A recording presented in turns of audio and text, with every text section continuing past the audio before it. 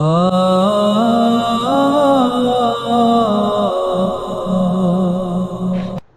بالله من الشيطان الرجيم بسم الله الرحمن الرحيم وإذ قلتم يا موسى لن نصبر على طعام واحد فادع لنا ربك يخرج لنا مما تنبت الأرض من بقلها وقثائها وفومها وعدسها وبصلها قال أتستبدلون الذي هو أدنى بالذي هو خير اهبطوا مصرا فإن لكم ما سألتم। मेरे मोहतरम दीनी भाइयों, सूरह बकरा का ये 7वां रुकू जिसमें हम बनी इसराइल का किस्सा सुन रहे हैं कि अल्लाह तबारक व तआला ने उनकी सहूलत के लिए मन्नो सलवा खाने का इंतज़ाम किया और कई और इनामात अल्लाह तबारक व तआला ने उन पर किए, लेकिन उन्होंने एक न एक खाना खा के हजरत मूसा को कहने लगे कि हम थक गए। कुरान की जो आयत मैंने पढ़ी उसमें उसी का तर्जमा है, वइज़ क़ुल्तुम या मूसा, जब तुमने कहा कि ए मूसा, लन नस्बिर अला तआमिन वाहिद, हम एक खाने पर हरगिज सब्र नहीं करेंगे। फदउ लना रब्बक, हमारे लिए तुम अपने रब से दुआ करो। युखरिज लना, कि वो हमारे लिए वो चीजें लाएं जो जमीन उगाती। फिर वो गिनवाई उन्होंने खुद ने, मिन बकलिहा व क़िस्साइहा व फूमिहा व अदसिहा व बसलिहा। चुनांचे बकलिहा कहते हैं सब्जियों को, तमाम सब्जी को अरबी में बकलुन कहते हैं। तो सब्जी लावे, वक़िस्साइहा ककड़ी लावे, वफूमिहा लहसुन लावे, वअदसिहा मसूर की दाल लावे, वबसलिहा और प्याज लावे। इन चीजों का इन्होंने अल्लाह तबारक व तआला से मुतालबा किया। अपने अल्लाह से कहो कि मन्नो सलवा जो अल्लाह ने आसमान से उतारा है, एक तरह के खाने के ऊपर हम सब्र नहीं करेंगे। हमको ये तमाम चीजें चाहिए, सब्जियां चाहिए, ककड़ी चाहिए, लहसुन चाहिए, दाल चाहिए, प्याज चाहिए। क़ाल अतस्तब्दिलून अल्लज़ी हुवा अदना बिल्लज़ी हुवा खैर। हजरत मूसा अलैहिस्सलाम ने समझाया कि तुम लोग कैसी कौम, जो चीज अल्लाह ने बगैर मेहनत के तुम्हारे लिए उतारी हुई है वो तुम्हें चाहिए नहीं, और वो उम्दा चीजें हैं, अल्लाह की उतारी हुई चीजें हैं, बिल्कुल गिजा के एतबार से भी उम्दा, हेल्थ के एतबार से भी उम्दा, हर चीजें अल्लाह ने उम्दा उतारी हैं। तो उसके बदले में तुम निचले दर्जे की, घटिया दर्जे की चीजें अल्लाह से मांगते। अतस्तब्दिलून अल्लज़ी हुवा अदना बिल्लज़ी हुवा खैर, जो भली चीज अल्लाह ने अता फरमाई है उसके बदले में कम दर्जे की चीज तुम लोग मांगते हो। लेकिन जीत पे थे, उन्होंने कहा कि नहीं, हमको तो नहीं चाहिए, हमें ये जो चीजें हमने मांगी है वही चीज हमें दीजिए।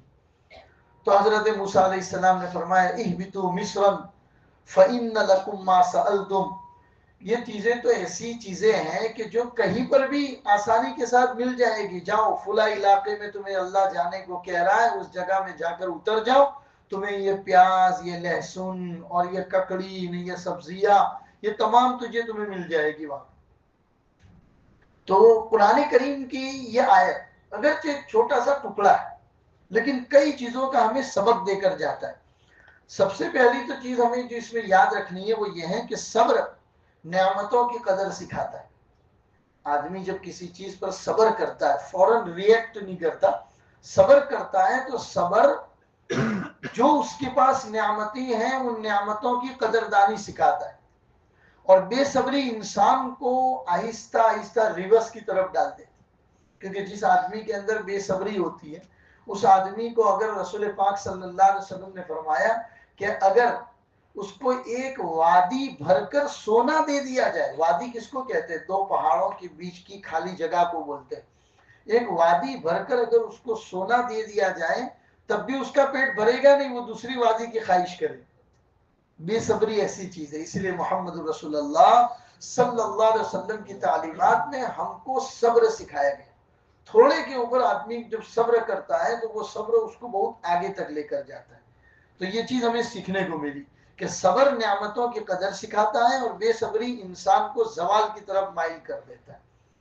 फिर ये कि इंसान को ये सोचना चाहिए कि ये तमाम चीजें, ये गाड़ी, ये बंगला, ये खाने पीने की चीजें, ये कपड़ा, ये तमाम चीजें अल्लाह ने हमारी जरूरत के लिए पैदा की, हम उसके लिए पैदा नहीं हुए। ये तमाम चीजें इसीलिए अल्लाह ने हमको बाद में बनाया और हमारी जरूरत की तमाम चीजों को अल्लाह ने पहले बना दिया। ये मादी चीजें हैं, मादी चीजों को हमेशा जरूरत से ज्यादा इंपॉर्टेंट नहीं देना चाहिए। अगर आप मादी चीजों को इंपॉर्टेंट देना शुरू करोगे तो जिस मकसद के लिए तुम दुनिया में आए हो अपना मकसद भूल जाओगे। तुम्हें याद ही नहीं रहेगा अल्लाह ने हमको इस दुनिया में क्यों भेजा है। अल्लाह की इबादत असल मकसद है, फर्मा बरदारी के साथ जिंदगी गुजारना असल मकसद है, नमाज पढ़ना असल मकसद है, रोजा रखना असल मकसद है, उस अल्लाह की इबादत करना असल मकसद है, वो आप भूल जाओगे। इसलिए मादी चीजों की तरफ ज्यादा ध्यान नहीं होना चाहिए। दूसरी चीज सीखने को ये मिलती है, हजरत मूसा अलैहिस्सलाम जैसा जलील कद्र अल्लाह का नबी और उससे इन छोटी छोटी चीजों का सवाल करना कि लहसुन अल्लाह को कहोगे लहसुन उतारे, अल्लाह को कहोगे दाल उतारे, अल्लाह को कहो प्याज उतारे। हमारे उस्ताद कहते थे कि अल्लाह सत्यानाश करे इनका, कि मांगना हो तो कुछ अच्छा मांग लेते ना, दाल प्याज और लहसुन मांगा तुमने। ये गुलामी की अलामत है। मैं आगे उसी टॉपिक के ऊपर आना चाहता हूँ।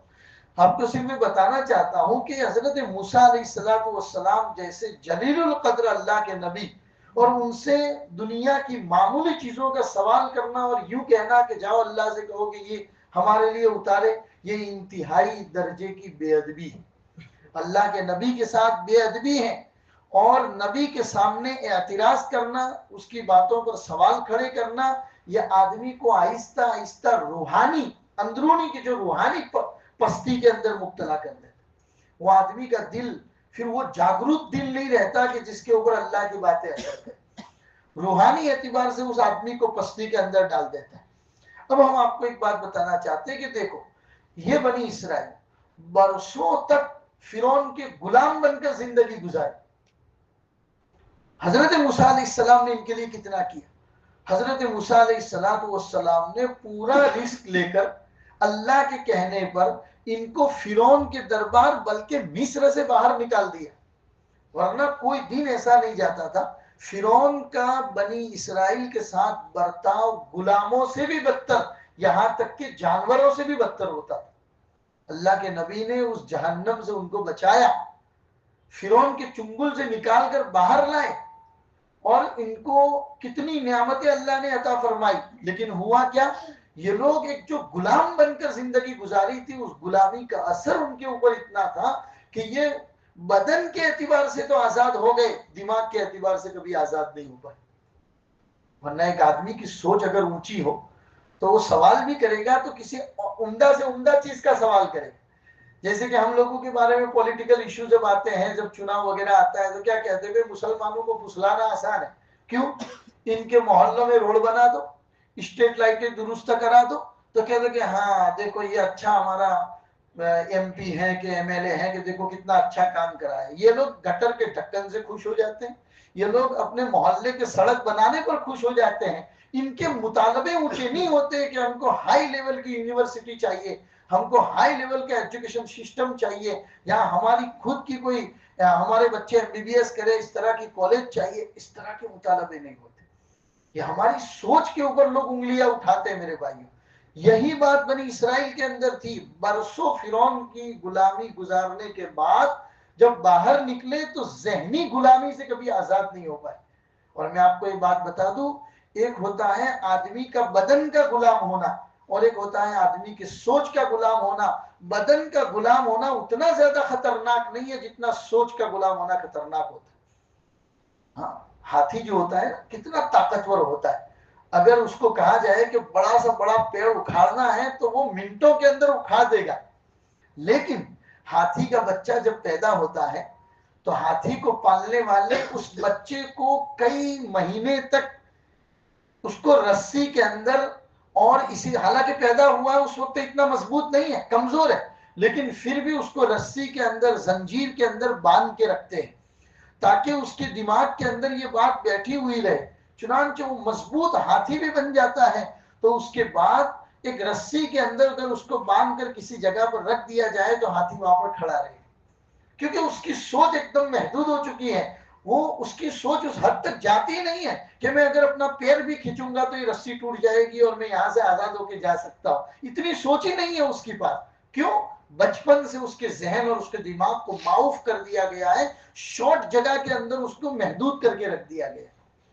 इस्लाम कभी भी इसकी इजाजत नहीं देता। इस्लाम बुलंदी की इजाजत देता है, इस्लाम उम्दा सोच की इजाजत देता है।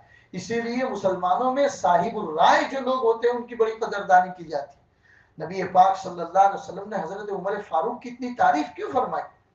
यहां तक जुमला कह दिया अल्लाह के रसूल ने, लौकान बादी नबीयुन लकान उमर, अगर मेरे बाद कोई नबी होता तो उमर होता। क्यों? अल्लाह ने उनकी सोच के अंदर बहुत दूर की बुलंदी अता फरमाई। औरतों के ऊपर पर्दे के अहकाम अभी उतरे भी नहीं थे और कई महीनों से हजरत उमर अल्लाह के रसूल के पास आकर कहते थे, या रसूल अल्लाह, मेरा दिल चाहता है ज्यादा न सही तो कम से कम अल्लाह के रसूल के घर की जो मस्तूरात है उनके लिए पर्दा लाजिम होना चाहिए। अभी पर्दे की आयतें उतरी भी नहीं थी, उससे पहले हजरत उमर अल्लाह के रसूल को फरमाया करते थे, या रसूल अल्लाह पर्दा होना चाहिए। ये सोच अल्लाह ने उनको अता फरमाई थी। इसीलिए सोच की बुलंदी हुजूर बड़ी तारीफ फरमाते थे हजरत उमर फारूक की। अबू बकर सिद्दीक खलीफा होने के बावजूद हजरत अबू बकर खलीफा है, हजरत उमर खलीफा नहीं है, फिर भी उन दोनों के बीच में सोच का इख्तिलाफ था 2-3 मसाइल को लेकर। अभी ये मौका नहीं है कि मैं उसकी डीप में जाऊं, खाली आपको इतना बता देता हूं कि 2-3 बातों को लेकर दोनों में सोच का इख्तिलाफ था। उसके बावजूद अबू बकर सिद्दीक हमेशा हजरत उमर फारूक की राय का एहतराम करते कि उमर ने कहा है तो उस राय के ऊपर अमल किया जाए, क्योंकि बहुत दूर का सोच के कहा होगा। आज हमारे नौजवानों के अंदर से ये बात ही खत्म हो गई। हमारा नौजवान अपनी एक कुएं के मेंढक की तरह हो गया, जहां रहता है उससे आगे की सोचना वो चाहता ही नहीं। हजरत मौलाना सज्जाद साहब नौमानी फरमाते थे कि भाई हमारा ये नौजवान तरक्की क्यों नहीं कर रहा है? क्यों? इसलिए कि वो जहनी गुलाम हो चुका है। इसके बदन के ऊपर, इसके सर पर बाल कैसे रहेंगे उसको खुद को पता नहीं। वो दुकान में जाएगा, फोटो में देखेगा, फिर देख के बताएगा हाँ ऐसे बाल मेरे को बनाओ। यानी अपने बाल के लिए भी वो आजाद नहीं है। वो ट्राउजर कौन सा पहनेगा, वो शर्ट कौन सा पहनेगा, वो टी शर्ट कौन सी पहनेगा, वो इतना गुलाम हो चुका है कि वो मार्केट में जाके मालूम करेगा दुकानदार से कौन सा शर्ट या कौन सा ट्राउजर ट्रेंड में है, कौन सा ज्यादा चल रहा है, मुझे बताओ, मुझे वही शर्ट पहनना है। वो खुद इतना ज्यादा आजाद नहीं है कि अपने लिए कोई चीज चूज कर सके। वो चॉइस करने का इख्तियार भी वो खो चुका है, इतना गुलाम बन चुका है जहनी।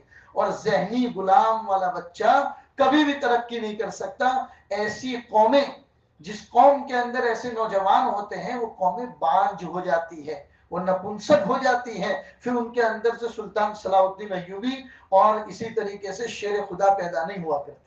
अल्लामा इकबाल अलैहिर्रहमान ने नौजवानों को, खालिस नौजवानों को नसीहत करते हुए उनको उनका मकाम समझाया था कि तुम्हारी सोच ऊंची होनी चाहिए। तुम कुएं के मेंढक की तरह अपने ही पड़ोस के अंदर न सोचा करो। चुनांचे उनका एक मशहूर कलाम है नौजवानों के बारे में कि उकाबी रूह जब बेदार होती है जवानों में, उकाबी रूह यानी ऊंची उड़ान, उकाबी रूह जब बेदार होती है जवानों में, नजर आती है उनको अपनी मंजिल आसमानों में। फिर कहा कि तेरे सूफे हैं अफरंगी, तेरे काली है ईरानी, तू खुद एक सोफा बनाने के काबिल भी नहीं है। तेरे घर में कालीन बिछा हुआ है वो भी ईरान से आता है। तेरे सूफे हैं अफरंगी, तेरे काली है ईरानी, लहू मुझको रुलाती है जवानों की तनासानी। हमारा नौजवान अपने बदन और अपने बॉडी को आराम देने के पीछे इतना पागल हो चुका है कि वो मशक्कत करना ही भूल गया, तकलीफ उठाना ही भूल गया, बदन और बॉडी को मशक्कत और मेहनत के कामों में डालना ही भूल गया। चुनांचे कहते हैं तेरे सूफे हैं अफरंगी, तेरे काली है ईरानी, लहू मुझको रुलाती है जवानों की तनासानी। उकाबी रूह जब बेदार होती है जवानों में, नजर आती है उनको अपनी मंजिल आसमानों में। फिर आगे कह रहे हैं अमारत क्या? कोई आदमी कहते हैं चलो मैं अमीर नहीं हूं, मेरे पास पावर नहीं है इसलिए मैं काम नहीं कर रहा हूं, चल जा तुझे अमीर बना दिया। अमारत क्या? शुको है खुसरवी। खुसरो बहुत बड़े आदमी गुजरे, उनकी एक सल्तनत, एक बादशाह थी। अगर वो भी तुझे मिल जाए अमारत क्या शुकोहे खुसरवी भी हो तो क्या हासिल, न जोरे हैदरी तुझमें न इस्तिगना है सलमानी। न तेरे अंदर हजरत अली जैसा कोई जोर है, न जोरे हैदरी तुझमें न इस्तिगना है सलमानी। न ढूंढ इस चीज को तहजीब हाजिर की तजल्ली में। ये तमाम चीजें ये आजकल की तहजीब में तुझे नहीं मिलेगी, तेरे बाप दादा की तहजीब सहाबा की तहजीब में तुझे मिलेगी। न ढूंढ इस चीज को तहजीब हाजिर की तजल्ली में, कि पाया मैंने इस्तिगना में महराज मुसलमानी। फिर कहा कि नहीं तेरा नशेमन कसरे सुल्तानी के गुंबद पर तू शाही है, तू कोई छोटी मोटी चिड़िया थोड़ी है, तू बाज है, चील है, तू शाही है बसेरा कर पहाड़ों की चट्टानों। अल्लामा इकबाल ने नौजवान को इशारा किया, पता चला सोच का बुलंद होना जरूरी है। बनी इसराइल फिरौन की गुलामी में रहते हुए इतना गुलाम हो चुका कि वो सोच का आजाद होना भी भूल गया। बहरहाल ये किस्से से हमें ये इबरत मिलती है। तो पहली इबरत तो ये कि सब्र को अपनी जिंदगी की आदत बनानी चाहिए। नबी और इसी तरीके से अंबिया के जो वारिस हैं, अगर कोई शरीयत के अहकाम तुम्हें बताते हैं तो उसके अंदर कमियां नहीं ढूंढना चाहिए। तीसरी चीज हमें ये बताइए कि अल्लाह की नेमतों पर कनात करना चाहिए। जो अल्लाह ने मेरे मुकद्दर में किया है मैं उसी में खुश हूँ। दूसरे का बंगला देखकर मुझे अपनी झोपड़ी जलाने की जरूरत नहीं। अल्लाह ने जो मुझे दिया है मैं उसी के ऊपर खुश हूँ। इसी को कहते हैं इस्तिगना। यह हमारे अंदर पैदा करने की जरूरत है। शिकवा शिकायत से बचना चाहिए। दुनियावी लज्जतों पर आखिरत को तरजीह दे। दुनिया की जो लज्जत है ना एक न एक दिन खत्म हो जाएगी, आखिरत की जो लज्जत है वो हमेशा बाकी रहेगी। बहरहाल ये बनी इसराइल का बयान करने के बाद अल्लाह ने फरमाया वज़रिबत अलैहिमुज़्ज़िल्लतु वल मस्कना वबाउ बिग़ज़बिन मिनल्लाह, कि इन यहूदियों के ऊपर अल्लाह ने जिल्लत और मस्कनत ऐसी सवार कर दी कि कयामत तक ये हमेशा जलील और मस्कनत वाली ही जिंदगी गुजारेंगे। क्यों किया अल्लाह ने इनके साथ ऐसा? ज़ालिका बिअन्नहुम कानू यकफुरून बिआयातिल्लाह। ये लोग क्या क्या गुनाह करते थे अल्लाह गिनवा रहे। सबसे पहले तो ये अल्लाह की आयतों का इनकार करते थे। वयक़तुलून अन्नबिय्यीन बिग़ैरिल हक़, अल्लाह के नबियों को कत्ल करते थे। चुनांचे अब्दुल्ला बिन मसऊद रज़ी अल्लाह तआला अन्हु ने फरमाया कि नबी पाक सल्लल्लाहु अलैहि वसल्लम ने फरमाया कि बनी इसराइल एक एक दिन में 300 नबियों को कत्ल करते थे। एक एक दिन में 300 नबियों को कत्ल करके फिर बाजार में जाके अपनी दुकानों के ऊपर नॉर्मल कारोबार भी शुरू कर देते। यानी अफसोस तक नहीं कि हम अल्लाह के नबी को कत्ल करके आए। चुनांचे रसूल अकरम सल्लल्लाहु अलैहि वसल्लम ने फरमाया कयामत के दिन सबसे ज्यादा अजाब 4 तरह के लोगों को होगा। एक वो आदमी कि जिसने नबी को कत्ल किया, दूसरा वो आदमी कि जिसको नबी ने कत्ल किया, क्योंकि अल्लाह के नबी आसानी से किसी को कत्ल नहीं करता, उसका गुनाह बड़ा होगा तभी जाके नबी उसको कत्ल करेगा। तो एक वो आदमी जिसने नबी को कत्ल किया, दूसरा वो आदमी कि जिसको नबी ने कत्ल किया, और तीसरा गुमराही का इमाम, तो खुद तो गुमराही में है लेकिन अपनी पूरी की पूरी कौम को गलत रास्ते के ऊपर डाल रहा है, गुमराह कर रहा है, दीन के मामले के अंदर लोगों की गलत फहमियों के अंदर मुब्तला कर रहा है, और चौथा तस्वीर बनाने वाला। ये 4 तरह के लोगों के बारे में रसूल पाक सल्लल्लाहु अलैहि वसल्लम ने फरमाया कि इनको कयामत के दिन सख्त अज़ाब होगा। तो बनी इसराइल इसमें से थे क्योंकि इन्होंने अंबिया को बहुत बड़ी तादाद में कत्ल किया था। अब आगे की आयत की तरफ चलते हैं। आगे की आयत में अल्लाह तबारक व तआला फरमाते वही अखज़ना मीसाक़कुम व रफ़अना फ़ौक़कुम अत्तूर, और जब हमने बनी इसराइल के ऊपर पूरा का पूरा तूर पहाड़ उठा दिया। ये वाकया कब हुआ? भाई अल्लाह तबारक व तआला के नबी हजरत मूसा ने तौरेत आके जब उनको दिखाई, तो पहले तो उन्होंने कहा कि हम तौरेत तो नहीं मानेंगे, अल्लाह तबारक व तआला खुद बतावे तब जाके हम इस पर यकीन करेंगे। तब हजरत मूसा अलैहिस्सलाम 70 आदमियों को लेकर गए। वो पूरा वाकया मैं आपको बता चुका हूं। फिर उसके बाद ये 70 आदमी बनी इसराइल में आकर क्या कह रहे? हाँ, हजरत मूसा ने जो तौरेत में बातें बताई है वो बिल्कुल दुरुस्त है, लिहाजा हमें इस पर अमल करना चाहिए। लेकिन अल्लाह ने यह भी कहा है, अब आगे से ही अपनी बात बढ़ा रहे उसमें, लेकिन अल्लाह ने यह भी कहा है कि जितना सहूलत से अमल हो उतना करियो वरना छोड़ दो। ये बातें इन्होंने अपनी तरफ से बढ़ाई।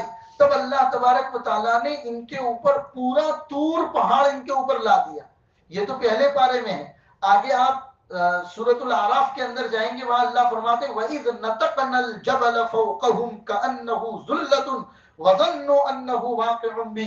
तूर जैसा बड़ा पहाड़ हम उनके ऊपर लेकर आए, वो यूं समझने लगे कि ये तो बादल है और हमारे ऊपर गिरेगा, तब जाके उन्होंने तौबा की और अल्लाह तबारक व तआला ने उनकी मग़फ़िरत कर दी।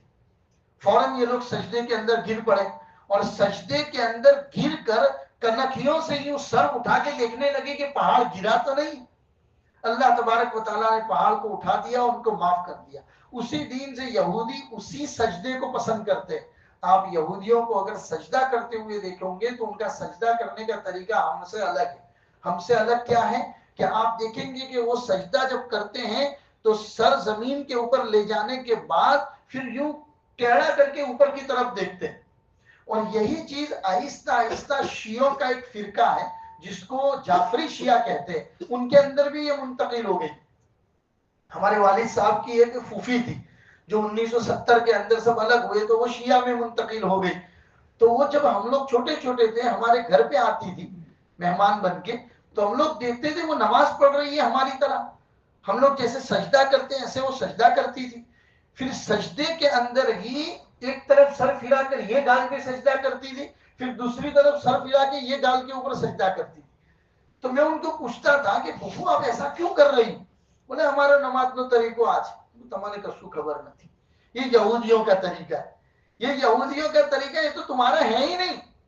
ये पता नहीं तुम्हारे इमामों ने कहा तुम्हारे लिए खामखा की गलत बातें तुम्हारी तरफ मंसूब कर दी है। तो शिया के अंदर बहुत सारे फिरके हैं, उनमें जो जाफरी शिया है जो हमारे इलाकों में खास तौर पर पाए जाते हैं महसाना वगैरह में, तो उन लोगों के अंदर ये चीज कि वो लोग सजदा ऐसा करते हैं जो यहूदियों का तरीका था। बहरहाल अल्लाह तबारक व तआला ने वो पहाड़ उनके ऊपर से उठा दिया और अल्लाह ताला ने उनको माफ कर दिया। अब इस आयत से कई चीजें हमें ये सीखने को मिली कि अल्लाह से अगर कोई अहद करो तो अहद को तोड़ना नहीं चाहिए। बनी इसराइल ने अहद किया था तो अल्लाह तबारक व तआला ने अहद तोड़ा तो फौरन अल्लाह उनके ऊपर पहाड़ को लेकर आ गए। दूसरी बात हमें यहाँ पर ये जानने को मिलती है कि नाफरमानी करोगे तो नताइज भुगतने के लिए भी तैयार रहो, अल्लाह की सजा भुगतने के लिए तैयार रहो। तीसरी चीज ये जानने को मिली कि हर इंसान के अंदर खौफे खुदा जरूरी। अल्लाह का डर जिस दिन नहीं होगा उस दिन इंसान खुद भगवान बन जाएगा, इंसान खुद अल्लाह होने का दावा करेगा। इसलिए हर इंसान में अल्लाह का डर होना जरूरी है। चौथी चीज ये कि तरबियत के लिए, किसी की तरबियत अगर आपको करनी है, आप बाप है अपनी औलाद की तरबियत करनी है तो तरबियत के लिए कभी कभी तंबीह करनी पड़ती, तंबीह करनी पड़ती। अल्लाह ने तंबीह करने के लिए तो पहाड़ उनके ऊपर लाया था, जैसे ही माफी मांगी अल्लाह ने पहाड़ को उठा लिया। पता चला तंबीह करने के लिए कभी कभी ये तमाम चीजें इख्तियार करनी पड़ती है। जैसे कि हम मुसलमानों में ये बात है ही नहीं कि आप किसी और धर्म वाले पर जबरदस्ती करोगे तो इस्लाम कबूल करें, ये हम सब जानते हैं, सबको पता है। इस्लाम के अंदर ये बात है ही नहीं कि आप किसी और धर्म वाले को ये जबरदस्ती करोगे तो इस्लाम कबूल करें। लेकिन आगे का मसला आपको बताता हूं, अगर कोई मुसलमान हुआ और फिर उसके बाद मुर्तद हो गया, शरीयत उसको कत्ल करने की इजाजत देती। शरीयत कहती है इसको कत्ल कर दो। क्यों? हमने तो तुझे कहा नहीं था भाई इस्लाम कबूल करके, हमारी तरफ से तो कोई जबरदस्ती थी नहीं, तूने कबूल किया था। अब कबूल तूने किया था, अब इस्लाम से फिर रहा है तो शहर का जो काजी होगा वो तुझे 3 दिन की मोहलत देगा। 3 दिन तुझे कमरे में बंद किया जाएगा और अगर तेरे जहनो दिमाग में कोई सवालात हैं तो तेरे लिए बड़े बड़े उलमा का इंतजाम किया जाएगा, मुफ्तिया का, काजियों का इंतजाम किया जाएगा। तू उनसे सवाल कर कि इस्लाम से तू भिड़ा क्यों, तुझे उस सवाल का जवाब दिया जाएगा। उसके बावजूद भी अगर तू नहीं मानता है तो मर्द को कत्ल कर दिया जाएगा और अगर औरत है तो उसको बंद कोठरी के अंदर पैक कर दिया जाएगा, वो अंदर न अंदर मर जाएगा। आप देख रहे शरीयत के 2 पहलू मैंने बयान किए। पहला पहलू, आपको किसी धर्म को बुरा कहने की इजाजत नहीं, किसी के ऊपर इस्लाम डालने की, जबरदस्ती करने की हरगिज इजाजत नहीं है। हमारा इस्लाम मना करता है, मुकद्दर में होगा कबूल करेगा वरना नहीं। लेकिन अगर किया है और उसके बाद तू मुर्तद हो रहा है, फिर इस्लाम सख्त हो जाता है, तुझे छोड़ा नहीं जाएगा, कत्ल किया जाएगा। क्यों? वजह क्या है? इस्लाम अचानक इतना सख्त क्यों हो गया? वजह यह है कि अब जो है तो इस्लाम का मजाक उड़ा रहा है, अब जो तू इस्लाम से फिर रहा है वो इस्लाम का मजाक उड़ा रहा है। इस्लाम, इसलिए इस्लाम ने तेरे ऊपर तंबीह के तौर पर ये सख्त सजा आई थी। बहरहाल अल्लाह तबारक व तआला डायरेक्ट सजाएं नहीं देता, कभी तंबीह करता है, ये अल्लाह की रहमत है। अल्लाह फौरन अजाब नहीं उतारता। और हम लोग तो एक दिन में लाखों करोड़ों दुरूद और सलाम अगर मोहम्मद रसूलुल्लाह सल्लल्लाहु अलैहि वसल्लम के मुकद्दस जात के ऊपर भेजे तब भी कम है मेरे भाइयों, कि हमारे गुनाहों को देख के अल्लाह फौरन अजाब उतारता ही नहीं है। अल्लाह के रसूल की दुआ है कि अल्लाह मेरी उम्मत को एक साथ हलाक मत करना। वरना ये जो किस्से में आपको सुना रहा हूं, अभी वक्त हो गया, 25 मिनट हो गई, वरना तो आगे की जो आयत में देख के आया था और बयान करना चाहता था, अल्लाह ने ऐसे ऐसे अजाब इनके ऊपर उतारे हैं। अल्लाह तो आज भी वही है, वो अजाब आज भी उतार सकता है। मोहम्मद रसूलुल्लाह के सदके वो अजाब आज हमारे ऊपर नहीं उतर रहे मेरे भाई। बहरहाल आगे की जो बात है, आयत है, वो मैं बयान कर दूं। वलक़द अलिमतुमुल्लज़ीना अतदौ मिनकुम फ़िस्सब्ति फ़क़ुलना लहुम कूनू क़िरदतन ख़ासीन। 5 मिनट में इस बात को समेट लेता हूं कि बनी इसराइल, अब ये जो वाक़या मैं बयान कर रहा हूं वो मूसा अलैहिस्सलाम के जमाने का नहीं है, बल्कि दाऊद अलैहिस्सलाम के जमाने का है। अल्लाह के नबी हजरत दाऊद अलैहिस्सलाम, ये भी बनी इसराइल के अंदर आते हैं। उनके जमाने में अल्लाह ने शरीयत में ये हुक्म उतारा था कि शनिचर के दिन कोई आप रोजी रोटी नहीं कमा सकते, शनिचर का दिन अल्लाह के लिए। अब आप देखो हमारी शरीयत कैसी, अल्लाह ने हमें कभी कोई दिन ऐसा मुतय्यन किया कि भाई जुमा को आप कारोबार नहीं कर सकते। शनिचर का दिन यहूदियों के लिए अल्लाह ने काबिल ताजीम बनाया था और उस दिन उनको कारोबार करने की इजाजत नहीं थी। यह वाकया जो बयान किया जा रहा है दाऊद अलैहिस्सलाम के जमाने का, और उस जमाने में एक इलाका था, उसका नाम था ईला। ईला नाम का जो इलाका था वहां का ये वाकया है। उनका कारोबार ज्यादातर मछलियों का था, ये समुद्र में जाके मछलियां पकड़ते थे। अल्लाह ने शनिचर को इनके लिए हराम करार दिया, तो इन्होंने अल्लाह के साथ चालाकी की। चालाकी क्या की कि ये लोग जुमा के दिन शाम को जाकर समुद्र के किनारे पर बड़े बड़े खड्डे खोद देते थे और वहीं पर जाल वाल जो बिछाना होता था वो बिछा देते थे। शनिचर के दिन पूरे दिन पानी समुद्र का आता तो मछलियां उसी गड्ढे के अंदर बंद हो जाती। इतवार को जाके वो तमाम की तमाम मछलियां निकाल लेते। और कोई कहता अगर कौम में अच्छे लोग भी थे, वो अच्छे लोग उनको समझाते कि तुम लोग गलत कर रहे हो, अल्लाह ने मना किया है, तो कहते कि हमने कहा शनिचर को शिकार किया, हमने तो जुमा के दिन जाल बिछाई थी और ये मछलियां तो हमने इतवार को पकड़ी, शनिचर को तो हमने कुछ काम किया ही नहीं। अल्लाह के साथ इस तरीके की चालाकी करते थे। अल्लाह को ये चालाकी इतनी नापसंद हुई, इतनी नापसंद हुई, अल्लाह ने कौन से अजाब में मुब्तला कर दिया, उन तमाम को अल्लाह ने बंदर बना दी।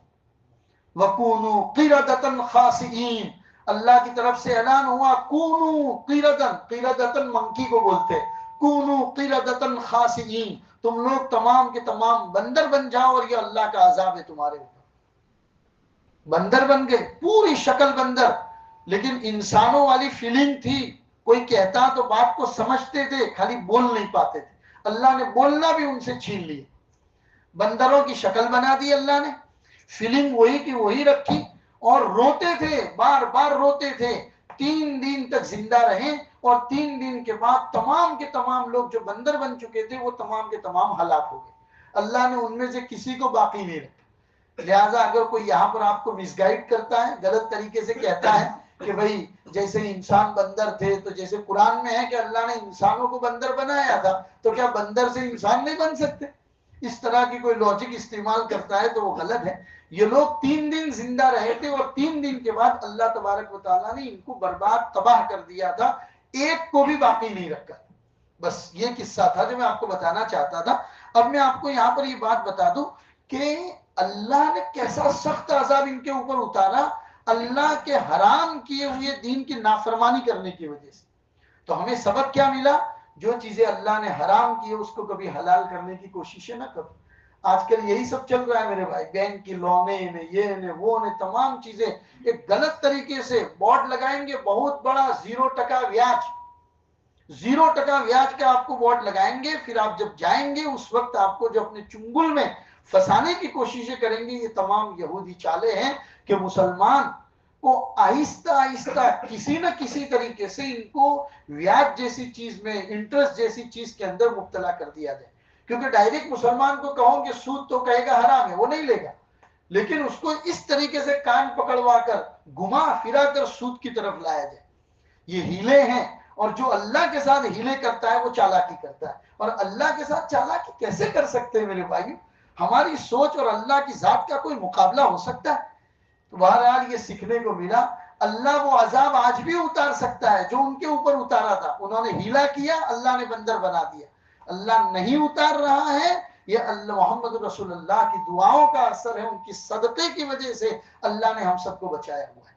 बहरहाल कुरान करीम की जो आयतें पढ़ी और जो उसमें नसीहत की बातें आई, अल्लाह उन बातों पर हम सबको अमल की तौफीक अता फरमाए। वसल्लल्लाहु अला नबील करीम व अला आलिहि व अस्हाबिहि अजमाइन बिरहमतिका या अरहमर